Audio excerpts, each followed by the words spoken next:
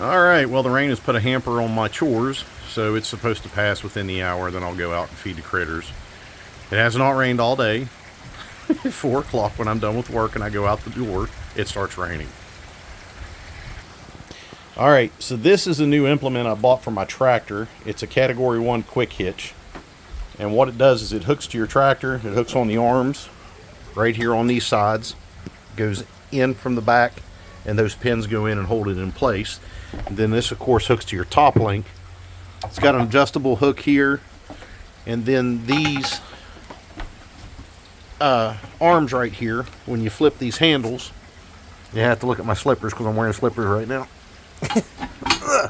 They lock down, and then when your implement's in there, they lock in place. Keep your implement from slipping out. Now, this is going to help just basically back up to your implements, adjust it with your lift arms, and let it pick it right up, reach back, lock these into place, and off you go. So this is definitely going to make things a lot easier, especially with the brush hog and the back blade that I have, the box blade, because those things are ridiculously heavy. This thing shipped to my door was $180. So this thing weighs about 62 pounds. It weighs about 62 pounds. It's definitely heavy built. And this is the third one I've attempted to order. The first one I tried to order was from a company called Landtop that I had seen on Red Tool House, Troy's channel from down in southern West Virginia, where they'd sent him one to try.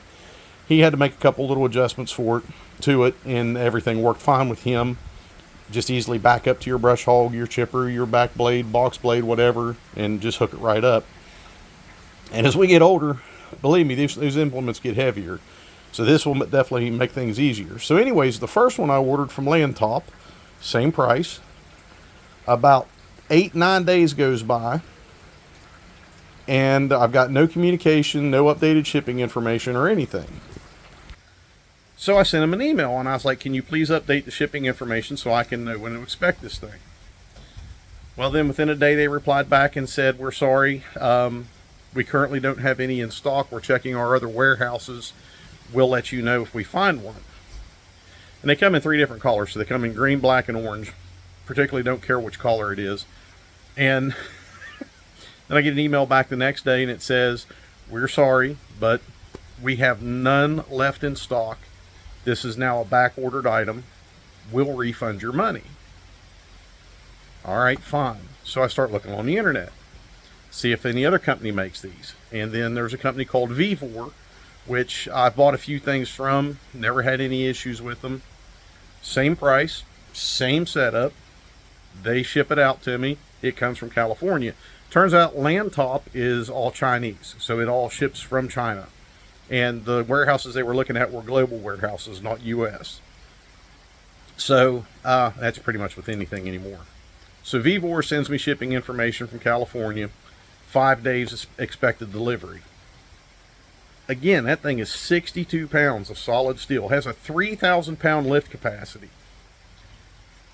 UPS tracking shows it arriving over here to the UPS hub, distribution hub, 12 miles from my house. I'm like, great, I'm getting that thing today. I can get this on my tractor and start getting things hooked up a lot easier. Then it alerts for a notification that they are shipping it back to the sender because it was damaged during shipping. Now, how in the world do human beings damage a 62 pound piece of steel with a 3,000 pound lift capacity so bad that they can't deliver it to me? They wouldn't expand on it. They wouldn't tell me anymore. They just said they're going to send it back to the sender. So I contacted Vevor, and of course they don't have a phone number. I had to reach out on a website. I reached out on a website, and they said, once we receive your new item, once we receive your item, your damaged item, we'll refund your money. And I'm like, well, why don't you just send me another one? And they're like, nope, that's not how we do it. We'll receive your item back, we'll refund your money, and you'll have to place a new order. I'm like, you know what? This is getting to be this is old. So I start looking a little farther on the internet, and I find that Rural King and Tractor Supply both carry these things, and the one that they had at Rural King did not have good reviews. So I got on Tractor Supply's website, started looking at it. They said they don't have it in store. They can order it. So I go over to the local Tractor Supply and I talk to the manager and I'm like, look, this is a product I want to order. I read a bunch of the reviews and it said there's bushings that come with this, and each bushing has a pin. And basically what it does is it fills that gap on the lower lift arms there for your different size pins on your implements. It like compensates for the size difference. So all the reviews said that these things are showing up missing them. And I told the manager, I said, don't be surprised if you see me back over here soon, because all the reviews are saying that they show up without the parts. So 3 days, this thing's sitting on my porch. So when it gets here, cheap plastic tape that they had taped those two bushings that go in here. They feel, like I said, they fill that space in between if your implement pins are different in size. Cheap plastic tape, they tape these things to the equipment itself, and you can see how it showed up. Missing. So I took my receipt, I went back to the store, and I said, hey, this is what's going on. The young girl working there that day says, we can't do anything about it. We can order them for you. You'll have to pay for them, or you can just wait until after the holiday and call customer service. All right. So today, Tuesday, this morning, I called customer service. Well, you'll have to call the company. So they give me the number, I call the company. I explain everything to them, and they're like, well, look in your manual there and tell us what the part number is. And I was like, I didn't get a manual. They said, you didn't get a manual? I said, no, I didn't get a manual. So you didn't get a manual and both the pins are missing? Yes. Luckily, they emailed me a copy of the manual, because it showed up with no instructions whatsoever. I'm just going out on a limb here, thinking I know how that thing goes on, which I'm pretty sure it's how it does. Anyways, they emailed me a manual, said they're going to ship out the bushings and the pins to me. It'll take 3 to 5 days shipping time. So they're coming. Obviously, this weather, I'm not doing anything out here on a tractor right now anyways. But this is what we've run into. 3 daggone attempts. And I know a lot of people got a lot of problems with Tractor Supply, and I kind of did at first. But, you know, here's the thing about companies like that we may not like all their practices and everything. But that store's 7 miles from me versus 26 miles one way to Rural King versus everything else online. And then a shipping company, a worldwide global shipping company, damages that daggone piece of equipment so bad by hand that they had to send it back. I don't know what. Thunder. So I don't know what's going on today anymore. I just know quality customer service is something that's extinct at this point. I can't say anything bad for YTL Industries, who I called this morning. They're the manufacturer of this product. They took care of it. The guy sent me the manual over email, and they're going to ship everything out to me. But this stuff, come on. Really? This is what we're facing. Now, let's compound that with this. So there is a news article, West Virginia news article, about West Virginia University, our state's flagship university, that there's 16 schools in the state of West Virginia, 7th grade to 12th grade, that they have been performing research on children with passive parental consent, meaning they didn't send anything out and say, do we have your permission? They're just assuming that because it's academic type research, that parents will agree to it, that they are doing gender studies research on our children without our implied consent. And they're being funded with taxpayer dollars. The media agency reached out to West Virginia University and filed a Freedom of Information request to find out which schools that they're doing these studies in. They absolutely refused to release a Freedom of Information packet to them to say which schools, but also noted that there are other experiments and research being conducted alongside of this one.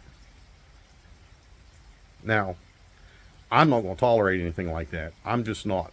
I'm not a hateful person. Almost 34 years in healthcare, and I have never seen pseudoscience perverted as bad as it has been with mental health as it has with the gender identity stuff.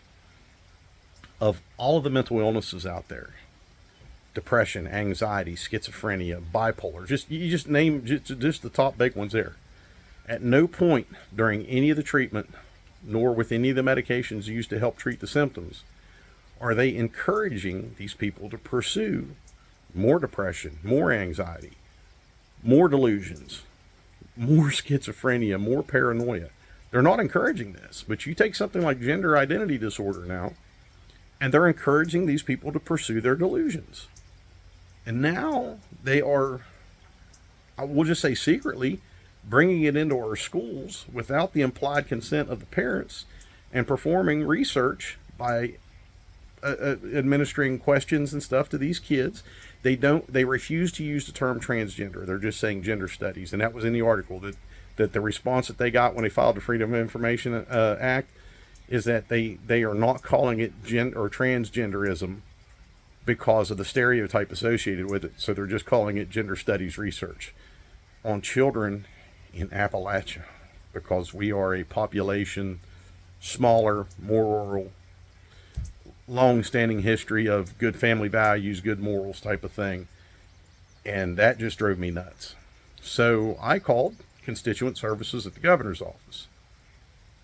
And when I spoke to the head of constituent services, he goes, "What?" I said, "Yes, sir, I'm going to send you the article in an email. I'm going to attach the article to an email. I'm going to send it to you." He said, "Isn't it crazy that this stuff occurs without the governor's office not even knowing about it?" So I sent my email. I'll link that news article here to this video so you guys can see it if you're interested. And yeah, this is what's going on. The world is turned upside down and doesn't know up from down, right to left.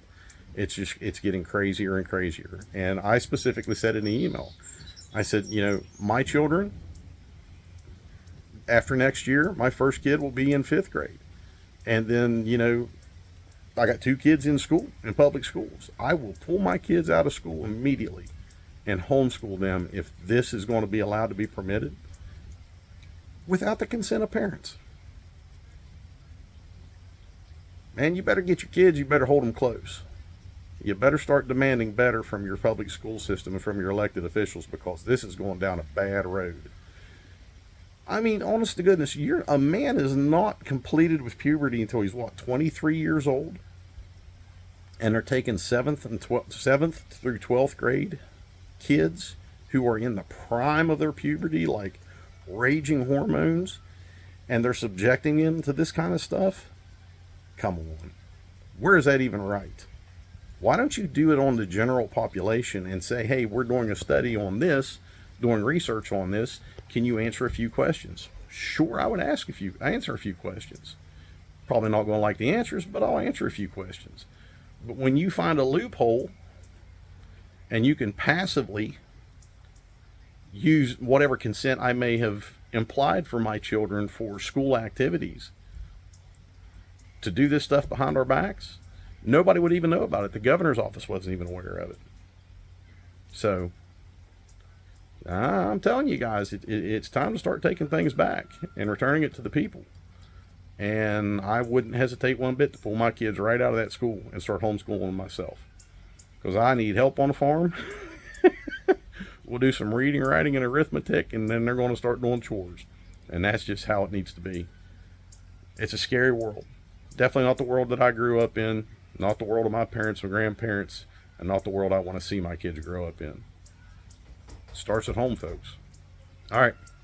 Rain's slacking off. Still got a little bit according to the radar before it passes. Then I'll go out and take care of the critters. Think about that. I'll link that article in the video. Get and stay prepared. Stay free. God bless y'all.